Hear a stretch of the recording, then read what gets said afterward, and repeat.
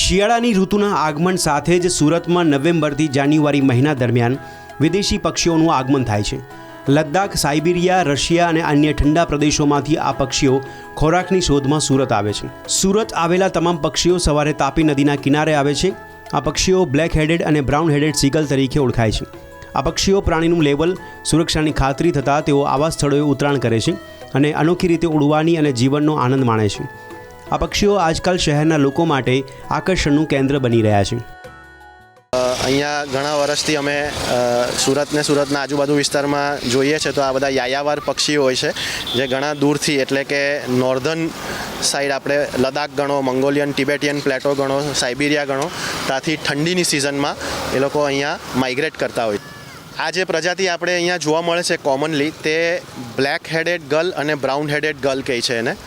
એ usually એ લોકો જ્યાં જૂનથી ઓગસ્ટ, સપ્ટેમ્બર સુધી ત્યાં એ લોકો ઠંડા રિજનમાં એ લોકોનું બ્રીડિંગ હોય છે અને જ્યારે ત્યાં વધુ પડતી ઠંડી પડતી હોય છે ત્યારે તે લોકો સબકોન્ટિનેન્ટ બાજુ માઇગ્રેટ કરતા હોય છે.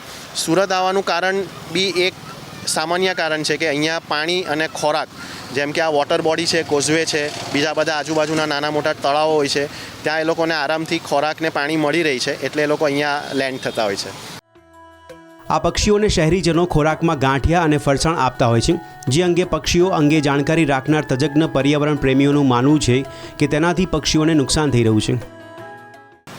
એકચ્યુઅલી આ પક્ષીઓનો ખોરાક જે છે તે પાણીમાં મળતી નાની માછલીઓ છે, બીજા નાના નાના જીવજંતુઓ છે. આપણે અહીંયાના જે આપણે લોકો એને ગાંઠિયાને ફરસાણ ખવડાવતા હોય છે તે ખરેખર ખોટું છે.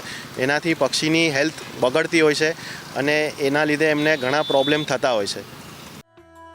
હાલમાં સુરતમાં દર વર્ષની જેમ 4,000 થી 5,000 જેટલા પક્ષીઓ આવ્યા છે. યુરોપ અને સાઇબિરિયા જેવા ઠંડા પ્રદેશમાંથી ઉડીને ગુજરાત સુધી પહોંચી જતા આ પક્ષીઓ ઉનાળો આવતા જ પોતાના પ્રદેશમાં પરત ચાલ્યા જાય છે. બ્યુરો રિપોર્ટ, પ્રવેગ ન્યૂઝ.